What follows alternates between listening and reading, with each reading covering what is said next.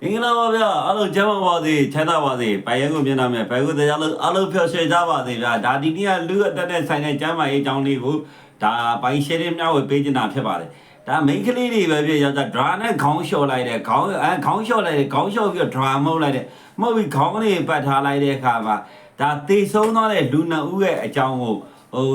ဒါဘာကြောင့်ဖြစ်တယ်ဆိုတာကိုရှင်းပြလာတဲ့ဆရာဝန်ရဲ့ file လေးပေါ့ဒါကျွန်တော်ကျမ်းမာရေးဘုဒ္ဓသာလေးပြောတာဖြစ်ပါတယ်အတူတူနားထောင်ကြည့်ကြအောင်ဗျာနော်တဲ့သူတွေများနေတဲ့အုံနောက်ထဲမှာရေငွေတီးပြီးတော့အသက်ဆုံးရှုံးနေဆိုတဲ့ဖြစ်စဉ်နဲ့ပတ်သက်ပြီးတော့ဒီနေ့ဗီဒီယိုမှာပြပြပေးသွားမှာဖြစ်ပါတယ်။အော်ပြီးခဲ့တဲ့ရက်ကဒီ social media မှာ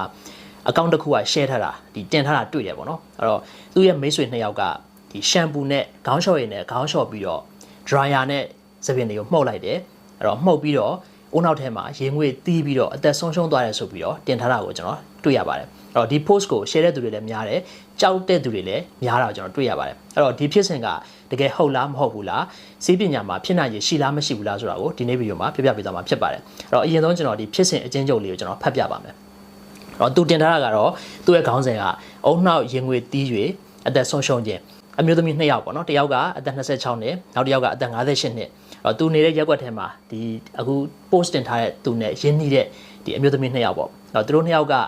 ဒီရှမ်ပူနဲ့ခေါင်းလျှော်လိုက်တယ်ခေါင်းလျှော်ပြီးတဲ့နောက်မှာသပင်ကိုခုနပြောသလိုမျိုး hair dryer နဲ့ဒီသပင်ချအောင်လို့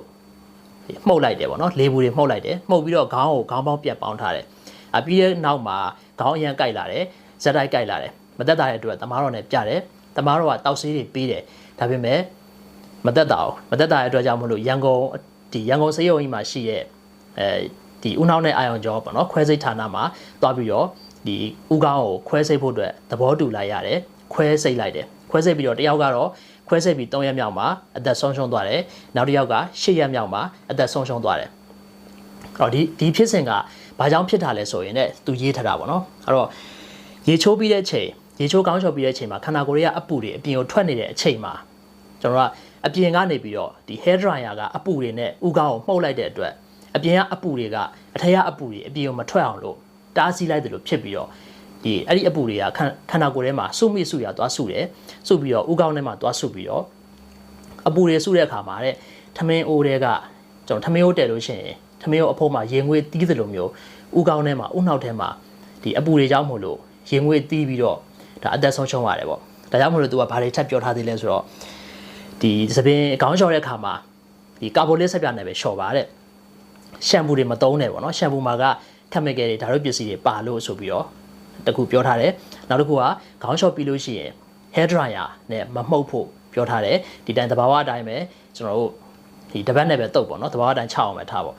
့နောက်ဘာပြောထားလဲဆိုတော့သပင်အရှိမထားဘဲနဲ့အမျိုးသမီးတွေသပင်အရှိမထားဘဲနဲ့သပင်အတူပဲထားပါဆိုပြီးတော့ဒါသူကပြောထားတယ်ပေါ့ဒါတော့သူရေးထားတဲ့ဖြစ်စဉ်အချင်းချုပ်ပေါ့အဲ့တော့ဒီဖြစ်စဉ်ကသူပြောထားတဲ့အချက်တွေကမှန်ကန်မှုရှိလားမရှိလားဆိုတာကိုစေပညာရှုထောင့်ကနေပြီးတော့ဒီနေ့မှာပြပြပေးသွားမှာဖြစ်ပါတယ်ဦးနှောက်ရင်ငွေတီးခြင်းဆိုတဲ့ယောဂတကယ်ရှိလားမရှိဘူးလားဆိုတာအရင်ဆုံးပြောပါမယ်အဲ့တော့ကျွန်တော်တို့ရဲ့ဆေးပညာမှာဦးနှောက်ရင်ငွေတီးတယ်ဆိုတဲ့ယောဂဒီနေ့ထိမရှိသေးပါဘူးအဲ့တော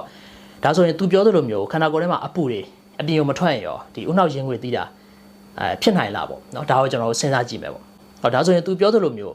ကျွန်တော်တို့ရေချိုးပြီးတဲ့အချိန်မှာအပူတွေကအပြင်ကိုထွက်တယ်ထွက်လို့မရတော့လို့ဒီရေချိုးပြီးတဲ့အချိန်မှာအပူတွေအပြင်ကိုထွက်တဲ့အချိန်မှာ dryer မှုတ်လို့ဒီဥကောင်းကိုခေါင်းပေါင်းလိုက်လို့အပူတွေကအပြင်ကိုထွက်လို့မရတော့တဲ့အတွက်ခန္ဓာကိုယ်ထဲမှာအပူတွေအောင်းနေတယ်ဆိုတော့ဖြစ်နိုင်လားပေါ့ဒီအချက်ကိုကျွန်တော်စဉ်းစားကြည့်မယ်ဆိုရင်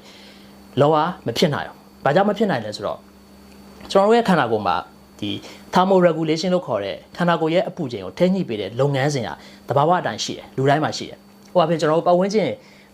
းကျင်အပူချိန်မြင့်တက်နေတဲ့အချိန်မှာခန္ဓာကိုယ်ကြီးကလိုက်ပြီးတော့မပူအောင်လို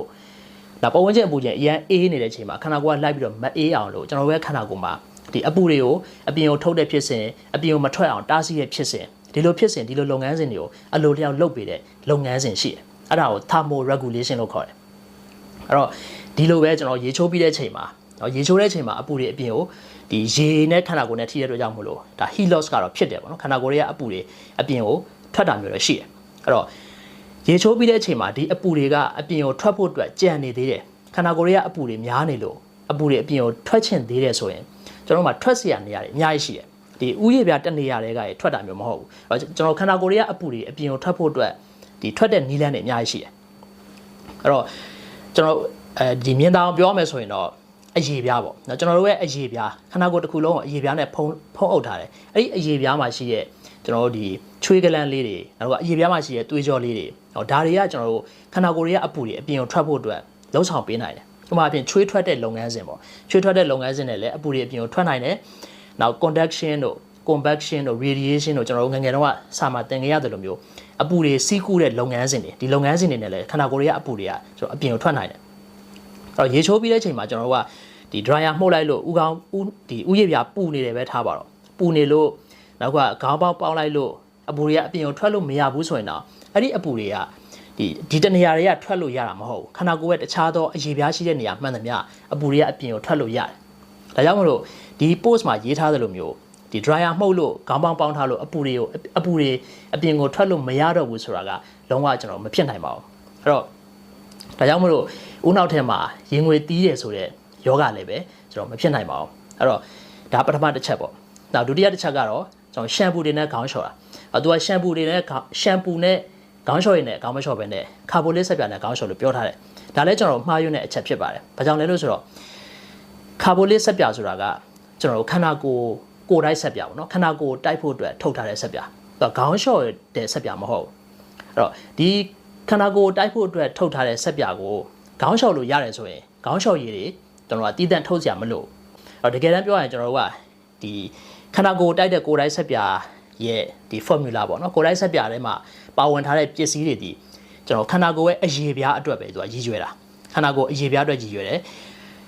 ဒီခေါင်းလျှော်ရည်သပင်ကိုလျှော်ဖို့အတွက်ထုတ်ထားတဲ့ခေါင်းလျှော်ရည်ဒီဥရည်ပြားနဲ့သပင်ကျန်းမာရေးအတွက်ပိုကောင်းမှုအတွက်ရည်ရွယ်တယ်ဒီတော့ကျွန်တော်တို့ကကိုယ်တိုက်ဆက်ပြာကိုသပင်ကိုတိုက်လို့မရဘူးလားဆိုတော့တိုက်ချင်တိုက်လို့ရတယ်လက်တလောတော့ဘာမှမဖြစ်ဘူးဒါပေမဲ့ကြာလာတဲ့အခါမှာဒီသပင်တွေပျက်စီးနိုင်တယ်ဥရည်ပြားတွေကျွန်တော်ပျက်စီးနိုင်တယ်ဟိုငယ်ငယ်တော့ဆိုကျွန်တော်တို့လည်းဒါကိုယ်တိုင်းဆက်ပြနဲ့သပင်တွေကိုတိုက်ခဲ့ဘူးတာပဲအော်တိတိတသားတော့ဘာမှမဖြစ်ခဲ့ဘူးပေါ့ဒါပေမဲ့ကိုကဥရည်ပြားတို့သပင်တို့မကောင်းတဲ့သူတွေဆိုရင်ကိုယ်တိုင်းဆက်ပြကြီးနဲ့သပင်ကိုသွားတိုက်မယ်ဆိုရင်ဒါကျန်းမာရေးအတွက်ဒီသပင်နဲ့ဥရည်ပြားကျန်းမာရေးအတွက်ထိခိုက်မှုလည်းရှိနိုင်တယ်ဒါကြောင့်မလို့ကိုယ်ရှမ်ပူသုံးနိုင်တဲ့သူဆိုရင်တော့ရှမ်ပူပဲသုံးမှာပေါ့ဒါသပင်အတွက်ဥရည်ပြားတွေထုတ်ထားတဲ့ပစ္စည်းဖြစ်တဲ့အတွက်ရှမ်ပူပဲကျွန်တော်တို့သုံးသင့်ပါတယ်အဲ့တော့ကာဘိုလစ်ဆက်ပြနဲ့ခေါင်းလျှော်ရမယ်ဆိုတော့user ချက်ကလည်းကျွန်တော်အနေနဲ့လက်မခံပါဘူးအဲ့တော့ကျမ်းမာရေးရှုထောင့်ကြည့်မယ်ဆိုရင်လည်းဒါမှားယွင်းတယ်လို့ပြောလို့ရပါတယ်အဲ့တော့နောက်တစ်ချက်ကသပင်အတူထားဖို့တို့ hair dryer မမှုတ်ဖို့တို့ဆိုတာကလည်းဒါအခုကြည့်နေတဲ့မိတ်ဆွေတို့အနေနဲ့ကိုယ့်ရဲ့ဒီအသိဉာဏ်နဲ့ကိုစဉ်းကျင်စဉ်းစားပြီးတော့မှန်လားမှားလားဆိုတာဆုံးဖြတ်နိုင်လိမ့်မယ်လို့ကျွန်တော်ယုံကြည်ပါတယ်အဲ့တော့ကျွန်တော်အနှစ်ချုပ်ပြောရမယ်ဆိုရင်ဒီ post မှာပြောထားသလိုမျိုးခေါင်းလျှော်ဒီရှမ်ပူနဲ့ခေါင်းလျှော်ပြီးတော့ dryer နဲ့မှုတ်လို့ဥနောက်ထင်မှာရင်ငွေတီးပြီးတော့အသက်ဆုံးရှုံးတယ်ဆိုတော့ဖြစ်စဉ်ဒီလုံးဝဖြစ်နိုင်ခြင်းမရှိပါဘူးဒီဖြစ်စဉ်ဒီဒီအယူဆချက်ဒီမှားယွင်းပါတယ်အဲ့တော့ကာဘိုလစ်ဆက်ပြနဲ့ခေါင်းလျှော်ဖို့ဆိုတာလေကျွန်တော်ကိုယ်တိုင်းဆက်ပြနဲ့ခေါင်းလျှော်ရဲဆိုတော့ဒီခေါင်းလျှော်ရမယ်ဆိုတဲ့အယူဆချက်ဒီလည်းမှားယွင်းပါတယ်အနည်းချုပ်ကတော့ဒီ post စီမှားယွင်းတဲ့ post တစ်ခုဖြစ်ပါတယ်အဲ့တော့ social media မှာကျမ်းမာရေးဘူးတုတာတွေအများကြီးလေ့လာလို့ရတဲ့နေရာတွေရှိပါတယ်အဲ့တော့အဲ့လိုနေရာတွေမှာဆရာဝန်တွေကျမ်းမာရေးဝန်ထမ်းတွေနောက်ဆေးဝါးပညာရှင်တွေပြောတဲ့အကြောင်းအရာတွေကိုပဲပို့ပြီးတော့ယုံကြည်သင့်တယ်ဆရာဝန်မဟုတ်တော့ကျမ်းမာရေးဒီဆေးဝါးပညာရှင်မဟုတ်တော့တခြားသောကျမ်းမာရေးနဲ့ပတ်သက်ပြီးတော့ကျွမ်းကျင်မှုမရှိတဲ့ပညာရှင်မဟုတ်တဲ့သူတွေပေါ့နော်သူတို့တင်ထားတဲ့ post တွေကိုကမျက်လုံးစုံမှိတ်ပြီးတော့ယုံလိုက်ခြင်းဒီအဲ့တော့ကိုယ့်အတွက်ဒါမှားယွင်းတဲ့ဒီ misinformation ပေါ့ကျမ်းမာရေးနဲ့ပတ်သက်ပြီးတော့မှားယွင်းတဲ့ဒီအယူဆတွေကိုယ့်ရှိမှာရောက်လာနိုင်တယ်နောက်တစ်ခုကမလိုအပ်ဘဲနဲ့စိုးရိမ်စိတ်တွေကြောက်လန့်စိတ်တွေဖြစ်သွားနိုင်ပါတယ်အဲ့တော့ဒီ post ကိုယုံလိုက်တဲ့သူတွေဆိုရင်ကြောက်သွားလိမ့်မယ်အဲ့တော့ခေါင်းလျှော်ရမှာကြောက်သွားမယ် dryer သုံးရမှာကြောက်သွားမယ်တကယ်တော့ဒီလိုမျိုးမှားယွင်းတဲ့ဒီ misinformation ဖြစ်စေတဲ့မှားယွင်းတဲ့ကျမ်းမာရေးနဲ့ပတ်သက်တဲ့အယူဆအမှားတွေ post တွေကိုကျွန်တော်တို့ကဒီအသိဉာဏ်နဲ့စဉ်းကျင်စဉ်းစားပြီးတော့မှယုံဖို့ကျွန်တော်အနေနဲ့ဒီညကနေပြီးတော့အကြံပေးခြင်းပါတယ်အဲ့တော့ဒီဗီဒီယိုကတော့ကျွန်တော်ဒီလောက်ပါပဲအဲ့တော့ဒီဗီဒီယိုထဲမှာပါဝင်တဲ့ဒီအကြောင်းအရာတွေနဲ့ပတ်သက်ပြီးတော့ဗောနော်အဲ့တော့ကိုကဒီရှမ်ပူသုံးပြီးတော့ခေါင်းလျှော်ပြီးတော့ dryer မှုတ်ပြီးတော့တခုခုပေါ့နော်ကျမ်းမာရေးနဲ့ပတ်သက်တဲ့ဒီဆိုးကျိုးတစ်ခုခုကြုံတွေ့ရဘူးတဲ့သူအခုကြည့်နေတဲ့သူတွေထဲမှာရှိတယ်ဆိုရင်လည်း comment မှာရေးသွားပေးနိုင်ပါတယ်အဲ့တော့အားလုံးကိုကျေးဇူးတင်ပါတယ်အခြားလူတွေသိအောင်လည်းဒီဗီဒီယိုကိုမျှဝေပေးစေချင်ပါတယ်နောက်ထပ်ဗီဒီယိုတွေမှာပြန်တွေ့ပါမယ်ဗီဒီယိုလေးကလည်းပညာဟိုနဲ့ပေါ့ကျမ်းမာရေးပညာပေးလေးဖြစ်တယ်ဆိုတော့ဒီဗီဒီယိုလေးကလည်းပဲကျမ်းမာရေးပညာပေး ဗီဒီယိုလေးဖြစ်တော့ဒါသူက sharing မျှဝေပေးစေခြင်းနဲ့ဆန္ဒလည်းရှိတဲ့အတွက်ကျွန်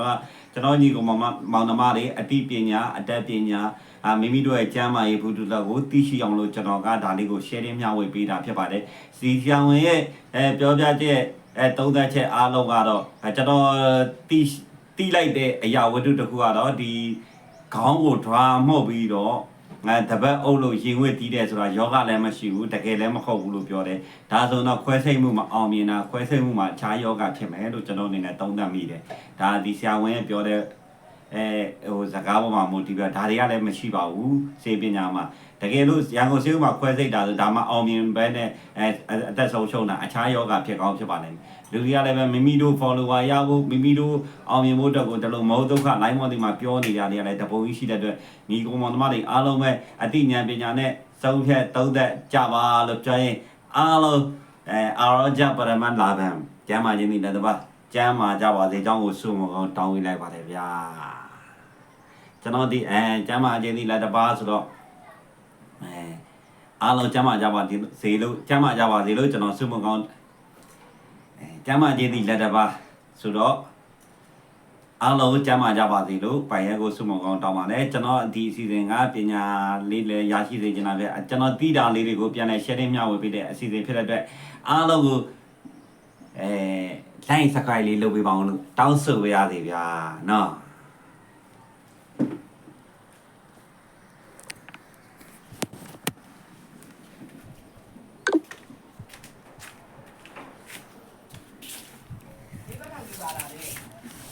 ပါတယ်ပါသွားလား